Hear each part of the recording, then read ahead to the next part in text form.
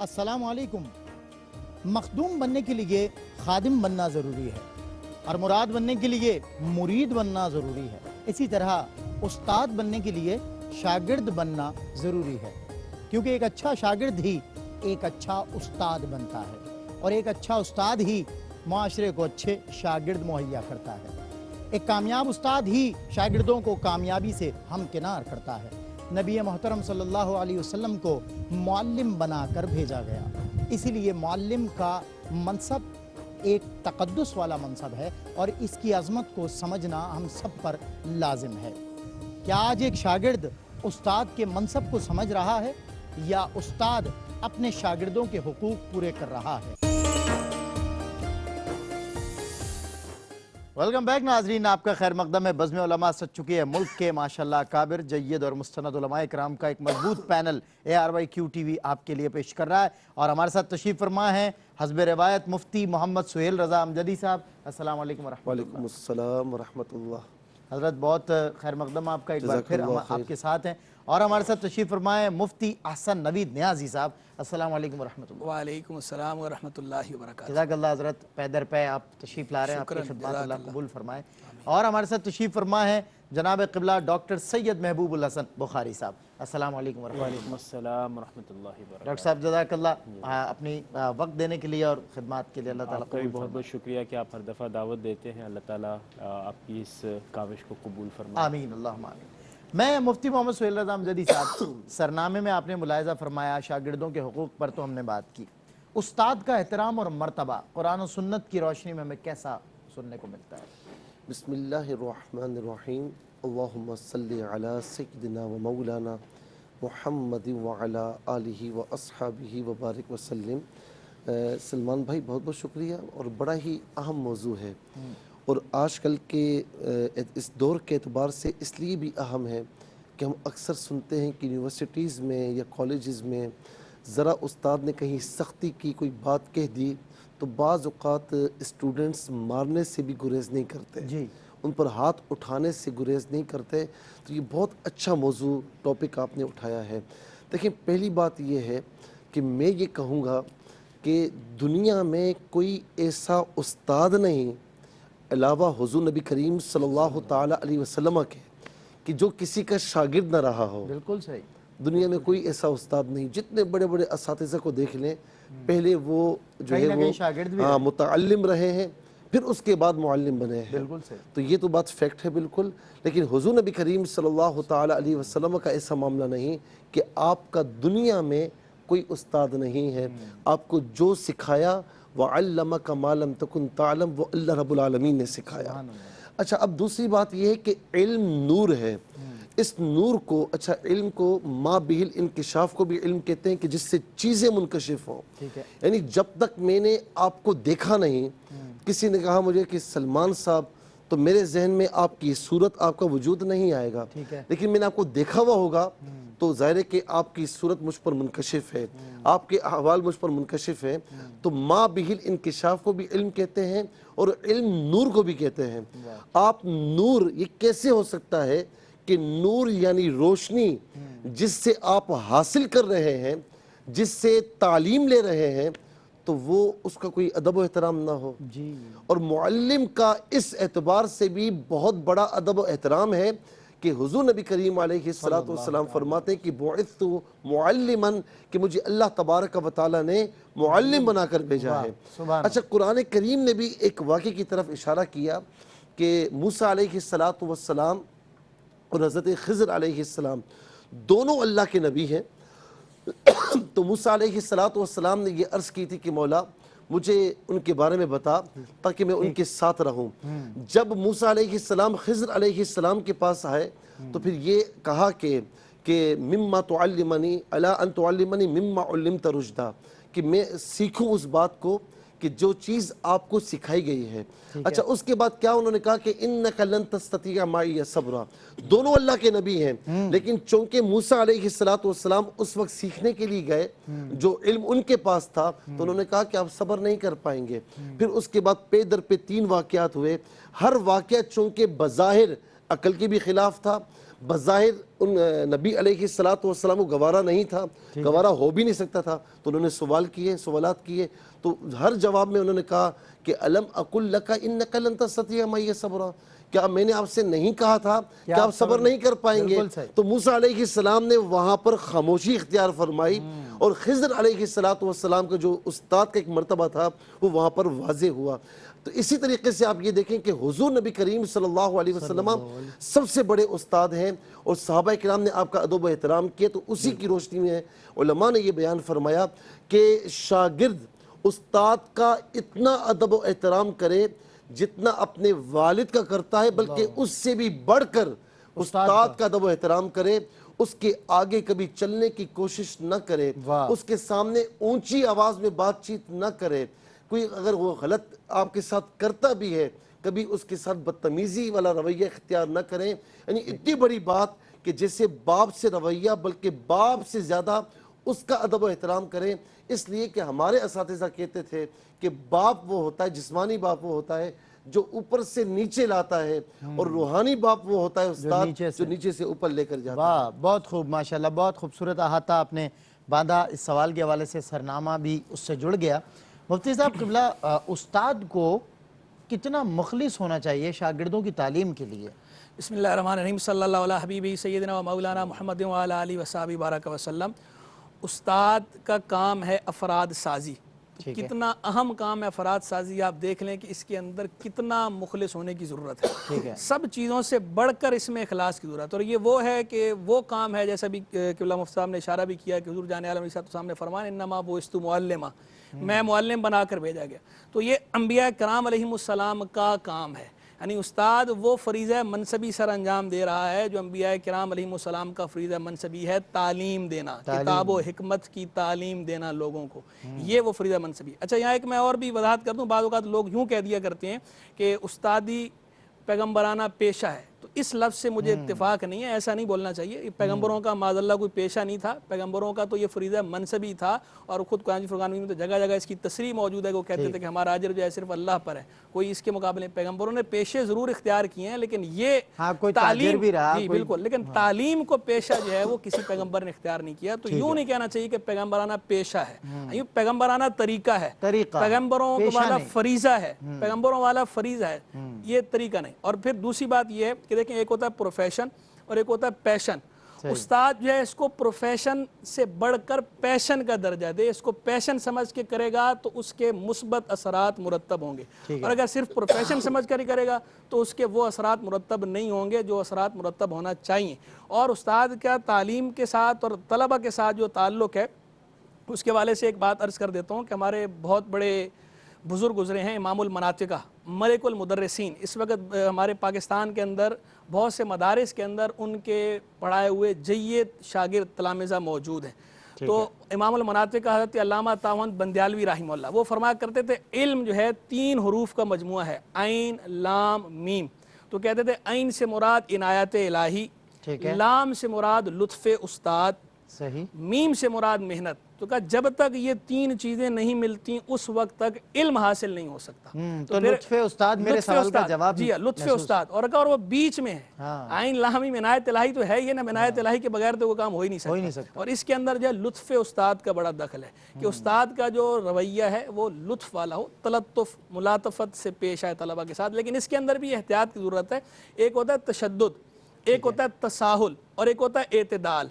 تشدد اور تساہل دونوں بڑے، یعنی نہ تو ایسا ہو کہ استاد بالکل ڈریکولا بن جائے، اتنا مار پیٹ کرے کہ کلاس میں آئے تو طالب علم دل میں دعائیں کر رہا ہو کہ یا اللہ یہ اس کو اٹھا لے یا مجھے اٹھا لے، نہ تو ایسا، اور نہ ہی ایسا تساہل کہ استاد اور شاگرد کے مابین کوئی حجاب ہی نہ رہے، ایسی فرینکنیس ہو گئی، ایسی بے تکلفی ہو گئی، کوئی حجاب ہی نہیں رہا، تو وہ افادہ اور استفادہ کا معاملہ ہی ختم ہو جائے گا۔ یہ تو اعتدال ہونا چاہیے، وہ جو کہا گیا الاعتدال حلیۃ الرجال، اعتدال مردوں کا زیور ہے۔ اور یہ اصل میں استاد کی بنیادی وہ ہوتا ہے کہ استاد اس انداز میں اختیار کرے۔ استاد کا اثر ایسا ہوتا ہے، آپ دیکھیں اکبر الآبادی نے بڑی پیاری بات کی، اس نے کہا کورس تو لفظ ہی سکھاتے ہیں، آدمی بناتے ہیں۔ تو افراد سازی کے اندر بنیادی کردار جو ہے وہ کتابوں کا یا نظام کا نہیں ہے بلکہ استاد کا ہے، بنیادی کردار۔ بالکل ٹھیک، بہترین، ماشاءاللہ آپ نے ارشاد فرمایا، خوبصورت کلام مفتی صاحبان نے کیا۔ ڈاکٹر صاحب، استاد روحانی باپ ہوتا ہے، اس سے کیا مراد ہے؟ بسم اللہ الرحمن الرحیم۔ سلمان بھائی،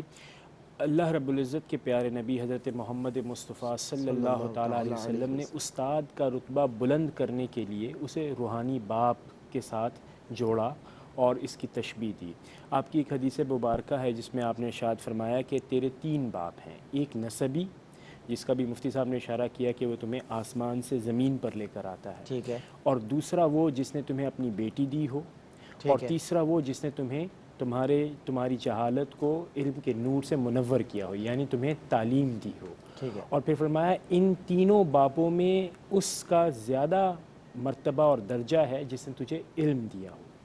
اس کا مطلب یہ ہوا کہ حضور اکرم صلی اللہ تعالیٰ علیہ وسلم نے استاد کو باپ کا درجہ دیا اپنے ادب اور احترام کی صورت میں، لیکن اسے روحانی بھی ارشاد فرمایا۔ اب روحانی کا اگر توجہ دی جائے تو وہ یہ ہے کہ انسان بیسیکلی 2 چیزوں کا مرکب ہے، ایک ہے جسم، ایک ہے اس کی روح۔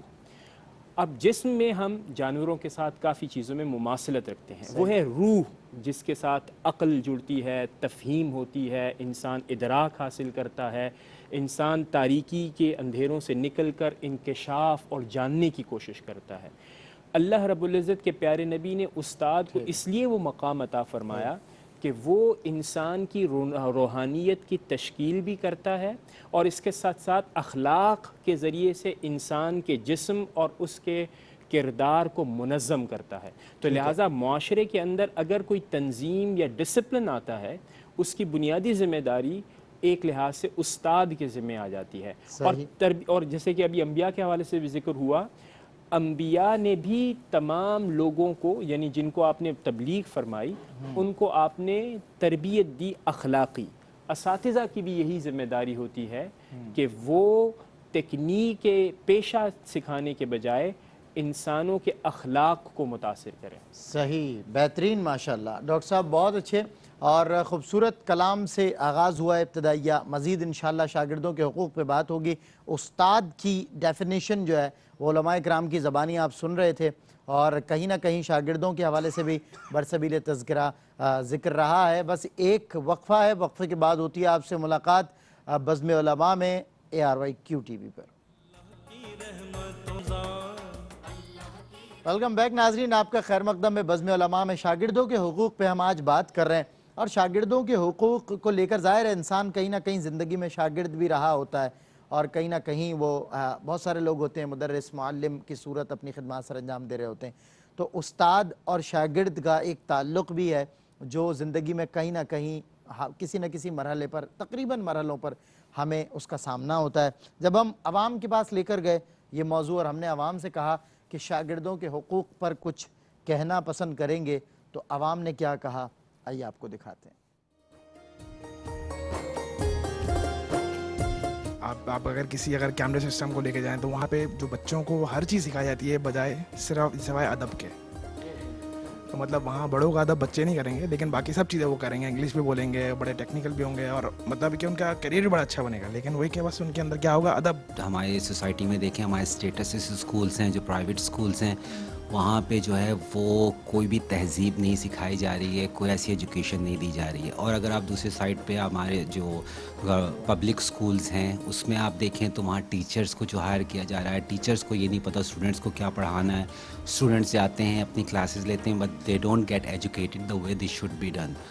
بچوں کو اخلاقیات نہیں سکھائی جاتی، بچوں کو بڑوں کے ساتھ کیسے پیش آنا ہے، کس طرح ان کو جو ہے وہ ادب سکھانا ہے، والدین کے ساتھ۔ ہم بڑے بڑے اسکولوں میں بچوں کو بھیجتے ہیں، بہت سی اماؤنٹ پے کرتے ہیں، لیکن اس کا ریوارڈ ہمیں نہیں ملتا۔ اور ریوارڈ کس طرح ملے گا کہ جب بچوں کو اچھی اخلاقیات ملے۔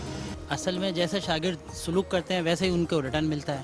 شاگرد بھی بدتمیز ہو گئے ہیں تو ان کے ساتھ سلوک بھی ویسے ہی کیا جاتا ہے۔ ان لوگ کے معاملے میں حقوق تو یہ ہے کہ وہ نہیں سیکھتے تو مارتے بھی بہت ہیں، کہ سکھانے کے لیے کہ بھئی یہ صحیح طریقے سے راہ راست پہ آ جائے۔ جی ویلکم بیک ناظرین، ایسا ہی ہے، عوام صحیح کہتے ہیں، عوام وہی کہتے ہیں جو وہ جان کا مجھے ایک شعر یاد آتا ہے، جو دیکھتا ہوں وہی بولنے کا عادی ہوں، میں شہر کا سب سے بڑا فسادی ہوں۔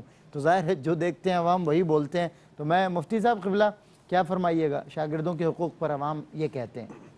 دیکھیں ابھی جتنے بھی کمنٹس ہم نے سنے ہیں तकरीबन उसमें यही है कि उस्ताद और शागिर्द के रिश्ते में इस वक्त डिफरेंसेस आ गए हैं, ठीक है, बहुत फ़र्क आ गया है। सही। अच्छा, अभी मैंने कुछ दिनों पहले मुझे किसी ने वीडियो दिखाई है कि जिसमें किसी उस्ताद ने कुछ कहा होगा शागिर्द को, अब वो 15-16 साल का बच्चा है, वो पिस्टल ले आया अच्छा, और उस्ताद के सामने तान कर, अच्छा। अब उस्ताद बेचारा डर गया, वो बैठा हुआ यूं करके अच्छा। और उससे ऑल फुल सुना रहा है अल्लाह कि मैं तुझे ऐसा कर दूंगा, मैं तुझे ऐसा मारूंगा।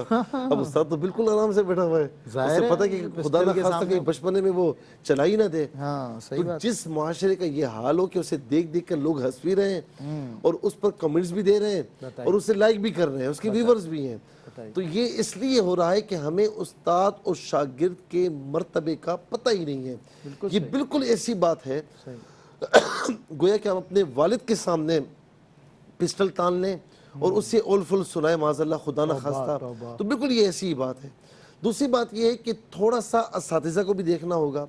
बाज़ औक़ात जो ज़हीन स्टूडेंट्स होते हैं तो उनको तो पढ़ाने में असातिज़ा को बड़ा मज़ा आता है, लेकिन जो बेचारा कुन ज़हन होता है उसको या तो वो बेइज्जत करते रहते हैं या उसे सुनाते रहते हैं हाँ, कि तुम कहाँ से आ गए स्कूल, तुम कहाँ से मदद से आ गए, तुम कहाँ से पहाड़ों से दारुल में आ गए, तुम्हें तो आना भी नहीं चाहिए था, तुम्हें तो वहीं रहना चाहिए था। जब इस तरीके से वो सुनाते रहेंगे तो मुझे बताएं कि वो अपना क्या हक अदा कर रहे हैं, नहीं कर रहे हैं। अच्छा, मैं कहता हूँ कि ज़हीन लड़कों को, किबला मुफ्ती साहब भी उस्ताद रह चुके हैं, उस्ताद है माशाल्लाह, हम भी मतलब पढ़ाते हैं, तो ज़हीन बच्चों को पढ़ाना ये कमाल की बात नहीं है। सही बात है। कमाल की बात यह है कि कुनज़ैन बच्चों के दिलों में उंडेल दें, उनके जहनों में उंडेल दें, उन्हें ब्रिलियंट बनाना, उन्हें और फिर जीनियस तमाम शागिर्दों को एक नज़र से देखें। हाँ। ये नहीं कि कोई ज़रा सा पैसे वाला है वो आपको तोहफा दे दे तो आप उसके रो में भेज जाएं कि जी यही शागिर्द है मेरा, और ऐसा भी नहीं है कि कोई अगर मतलब अच्छा लगता हो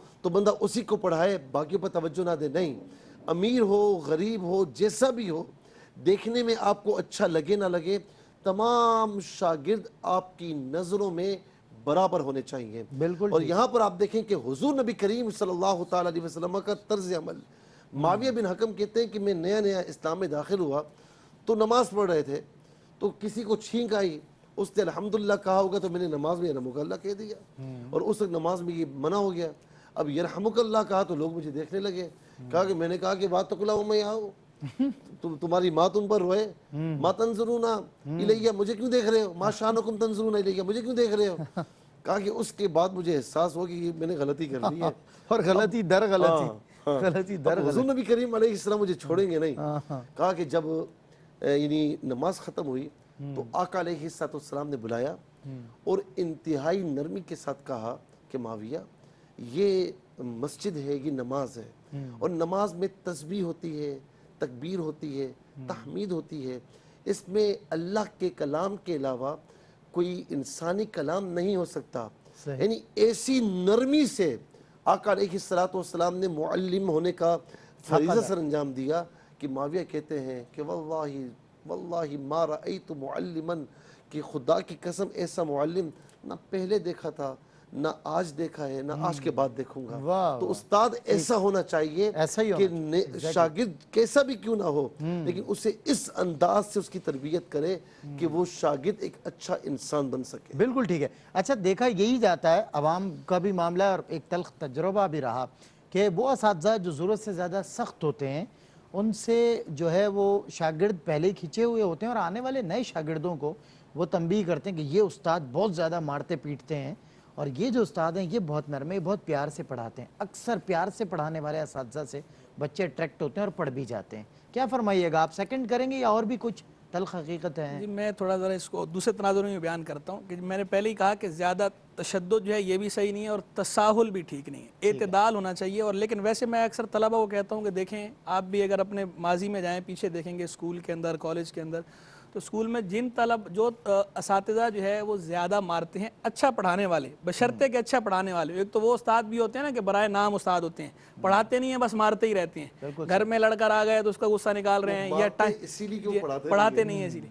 उन उस्तादों की बात नहीं कर रहा, जो वाकई उस्ताद होते हैं, जो वाकई फाजिल होते हैं, काबिल होते हैं, कम्पीटेंट होते हैं और साथ में सख्त होते हैं, मारते हैं, تو آپ دیکھیں کہ آپ کو جو اچھا پڑھا ہوا ہوگا, جو آپ کو اچھا یاد ہوگا, وہ انہی کا یاد ہوگا. کیونکہ جو اسٹوڈنٹ لائف ہوتی ہے, جنہوں نے 2-4 ڈنڈے لگائے ہوں گے, یہ اسٹوڈنٹ لائف ہے نا, اسٹوڈنٹ لائف یہ اصل میں عمر کا وہ حصہ ہے, کیونکہ پڑھائی کو کچھ سمجھ نہیں رہا ہوتا بالکل بچہ, وہ کہتا ہے پڑھنا نہیں ہے بس. عمر کا وہ حصہ ہے کہ اس میں کھلنڈرا پن ہوتا ہے, بچپنا ہوتا ہے, اس کے اندر آدمی کے اندر شعور کی اتنی پختگی نہیں ہوتی. تو اس وجہ سے جو بالکل ہر وقت پیار پیار پیار, نرمی نرمی نرمی نرمی, مناسب سختی نہ ہونے کی وجہ سے طالب علم کی توجہ اتنی نہیں ہوتی اپنی اسٹڈی کی طرف. تو وہ استاد کی جو کمپیٹنٹ ہو, قابل ہو, فاضل ہو اور ساتھ میں مناسب سختی کر رہا ہو, تو اس کا پڑھا ہوا آدمی کو یاد رہتا ہے. اس وقت تو برا لگتا ہے, لیکن جب آدمی عمر کے اس حصے میں پہنچتا ہے کہ جو پختگی کی ہے, تو پھر آدمی جب پیچھے نظر ڈالتا ہے تو پھر وہ ان استادوں کو دعائیں دیتا ہے. اور وہ استاد کی جنہوں نے صرف نرمی نرمی نرمی, بس نرمی ہی کی ہوتی ہے, کبھی سختی کی نہیں ہوتی, تو اس کو یہ لگتا ہے کہ شاید انہوں نے اپنا حق ادا نہیں کیا, انہوں نے ہمیں سکھایا نہیں, انہوں نے یعنی اپنا ایک اچھا امپیکٹ تو چھوڑا, تاثر اپنا تاثر اچھا چھوڑ دیا کہ جی ہم اچھے ہیں, اپنے اخلاقیات اچھے ہمارے سامنے ظاہر کر دیے, لیکن جو ان کو جو فائدہ ہے, نفع جو طالب علم کو ہونا چاہیے تھا استاد سے, وہ نفع اس طرح کا حاصل نہیں ہو پاتا. اور ابھی ایک بات اور, یہ جو کہہ رہے تھے عوام کے جو تاثرات لیے گئے کامنٹس, اس کے اندر بار بار ایک جو رونا رویا جا رہا تھا کہ استاد کا ادب نہیں کرتے, تو دیکھیں اس کے مختلف عوامل ہیں. ان میں سے ایک بڑا عامل یہ بھی ہے کہ میں والدین کو بھی ذمہ دار ٹھہراتا ہوں, کہ والدین جب خود استاد کا احترام بچے کو نہیں سکھاتے, خود یہ کہتے ہیں کچھ کہے تو فوراً والدین بجائے بچے کو یہ کہنے کہ بھائی بیٹا استاد ہیں, ان کی بات مانو, سمجھا کرو, کچھ کہہ دیا سزا دے دی, سختی کر دی, کوئی بات نہیں, خیر ہے استاد ہیں کر سکتے ہیں, لیکن نہیں, ذرا سا بچے نے کہہ دیا استاد نے مجھے ایسے کہہ دیا, تو وہ لڑنے پہنچ جاتے ہیں, بچے کو شے دیتے ہیں. اب جب بچے کو شے دیتے ہیں, بچہ استاد کا احترام کرتا ہے نہیں کرتا, ان کا بھی نہیں کرتا, پھر آپ بعد میں شکوہ کرتے ہیں کہ ہمارا بھی احترام نہیں کر رہا. تو جب آپ اس کو استاد کا احترام نہیں سکھا رہے تو وہ آپ کا بھی احترام کیوں کرے گا؟ بالکل صحیح, بالکل صحیح. ڈاکٹر صاحب میں آپ کا تبصرہ بھی شارٹلی شامل کرنا چاہوں گا, پھر بریک ہے. عوام یہی کہہ رہے ہیں, اور جس طرح مفتیان کرام بات کر رہے ہیں, اب میں چاہتا ہوں سیکنڈ کریں ان کی بات کو, کیا اس حوالے سے رویہ دیکھیں؟ کتنا ٹائم ملے گا؟ آپ نے بریک کا مجھے پہلے ہمارے کہہ پاس دیا. تقریباً 2 منٹ ہیں, 1.5 منٹ ہیں. اچھا سلمان بھائی, بنیادی طور پر تو ماشاءاللہ بڑی خوبصورت گفتگو کی. سبھی اساتذہ ہیں, سبھی اساتذہ کی نفسیات اور شاگردوں کی نفسیات سے واقف ہیں.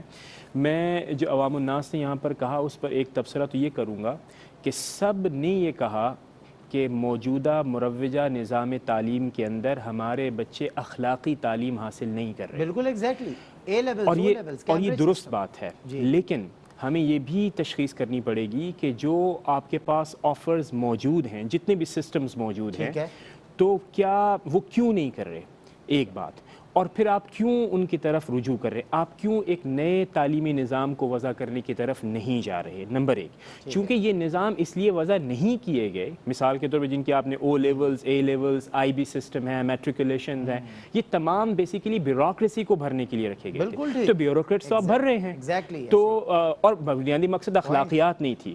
اخلاقیات تو نبی کی تعلیم میں تھا, اخلاقیات تو روایتی نظام تعلیم میں تھا, اخلاقیات تو جو ہمارے اساتذہ حضرت مفتی صاحب موجود ہیں وہاں پہ, ان کے اساتذہ نے جس انداز تعلیم میں صرف تعلیم اور الفاظ اور متون نہیں پڑھے, بلکہ اخلاقی اعتبار سے سیکھا بھی کہ استاد کا نشستن, انداز نشستن, گفتن برخاستن کیا ہے, معاملات کیسے ہیں, والدین کے ساتھ حسن سلوک کیسا ہے, اور استاد کا کردار انسانی زندگی میں کتنا اہم ہوتا ہے, وہ ان کے لیے ماڈل تھا. آج ہمارے لیے جتنے بھی اساتذہ ہوتے ہیں بیسیکلی وہ مینز آف انفارمیشن ویسے ہی ہے جیسے یوٹیوب کی ویڈیو ہوتی ہے, جیسے کہ لوگوں کے خیالات ہوتے ہیں, وہ محض مینز ہوتے ہیں. میں آپ کو سلمان بھائی ایک بات بتاؤں, میں ماشاءاللہ بہترین پریسٹیجیس انسٹیٹیوشن میں پڑھاتا رہا ہوں. ایک سیمسٹر ختم ہوتا ہے, نیکسٹ سیمسٹر میں اسٹوڈنٹ آپ کے پاس سے گزر رہا ہوتا ہے, آپ کے ساتھ آنکھ نہیں ملاتا. کیوں؟ اس لیے وہ کہتا ہے you are just a product, commodity, ہم نے آپ کو پے کیا, دیٹس آل. اس کا مطلب یہ ہوا کہ اس کا مطلب یہ کہ اخلاقیات نظام تعلیم میں موجود نہیں ہے. ضرورت اس بات کی ہے, ہم تمام ساتھیوں کو, سامعین کو یہ کہتے ہیں, آئیے مل کر علماء, مشائخ اور جتنے بھی دانشور ذرا, ہم سب مل کر ایک ایسا نظام تعلیم وضع کریں جس میں اخلاقیات ہو اور وہ ہماری روایات کو, ہمارے بنیادی مقاصد کو سوٹ کرے, تاکہ ہمارے لیے مستقبل اچھا. بہترین ڈاکٹر صاحب, بہت زبردست. ناظرین اکرام, وقفہ اور وقفے میں ایمان کی حقیقت مولانا شجاع الدین شیخ صاحب کے ساتھ آپ دیکھیں گے. ہم جب وقفے سے لوٹیں گے ڈیبیٹ کمپٹیشن, ننے مقرر ہمارے ساتھ ہوں گے, اور آج ایک سے بڑھ کر ایک میں دیکھنا ہے کون آج کوالیفائی کرتا ہے, اور اذان عصر یہاں سے براہ راست دی جائے گی. ملتا ہوں آپ سے اس وقفے کے بعد. رحمتوں کا خزینہ شان رمضان، اللہ کی رحمتوں کا خزینہ شان رمضان، بخشش و مغفرت کا، بخشش و مغفرت